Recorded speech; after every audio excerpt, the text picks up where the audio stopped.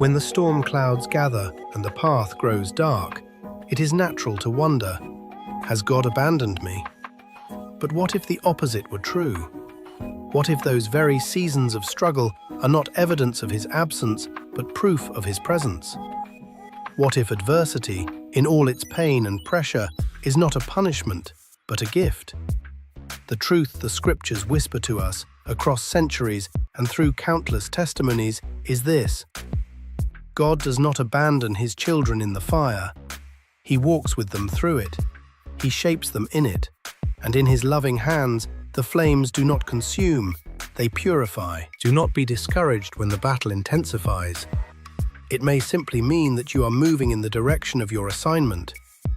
The enemy does not waste his energy on those who threaten nothing. He only attacks those who are destined for something. Beyond all this, the trials of life teach us things that comfort never could. Adversity teaches us to pray more deeply.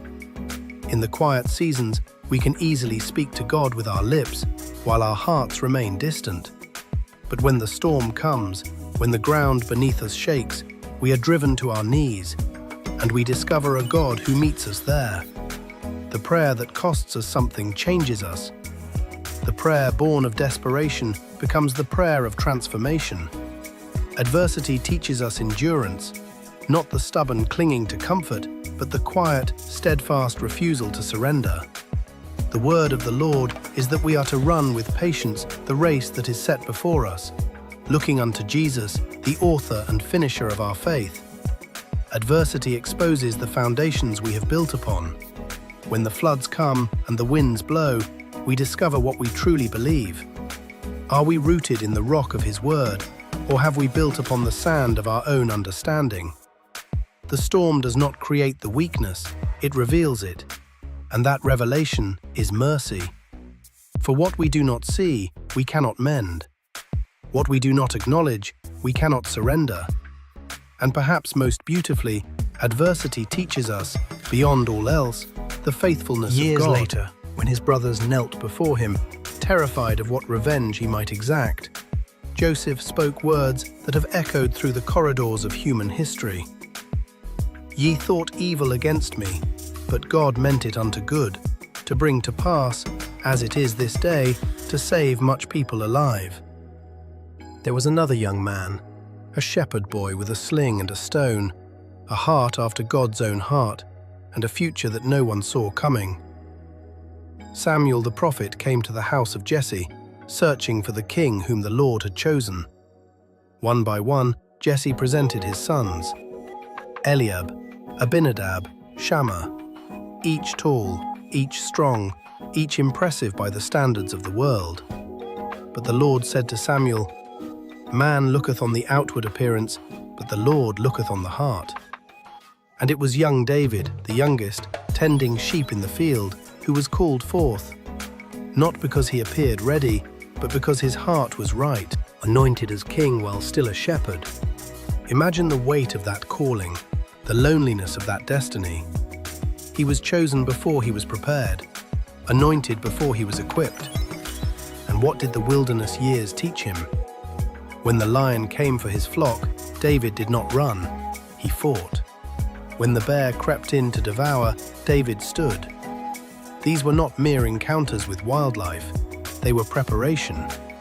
The fields became his training ground, the lonely hills became his classroom, and every battle fought with beasts prepared him for the battlefield against Goliath. But the journey was long. The king who should have been his protector, Saul, became his hunter. David fled into the caves, into the wilderness, into seasons of hiding and fear. He sang psalms in the shadows. He wept in the silence.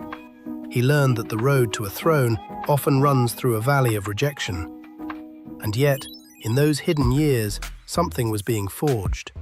A king was being tempered. A warrior was being refined.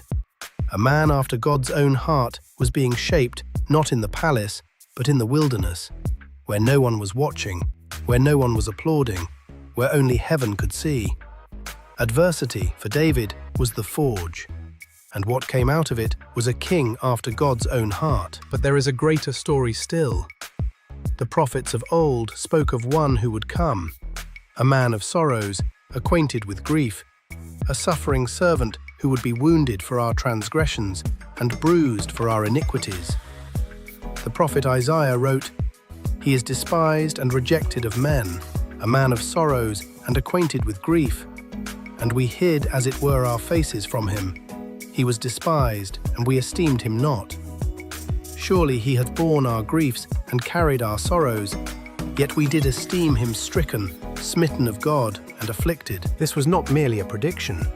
This was a promise wrapped in pain, a prophecy that the suffering of the righteous one would become the healing of the unrighteous. Jesus of Nazareth, the Word made flesh, stepped into the full weight of human suffering. He knew hunger. He knew thirst.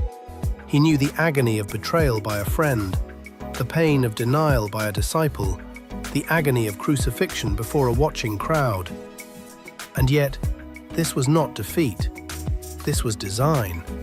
The cross was not an accident of history. It was the eternal plan of God, unfolding in real time, in real flesh, on real ground.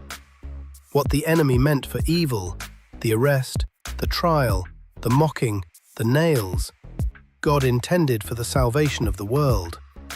Adversity, in the life of Christ, became the mechanism of redemption. Through his stripes, we are healed. Through his suffering, we are saved. Through his death, we have life.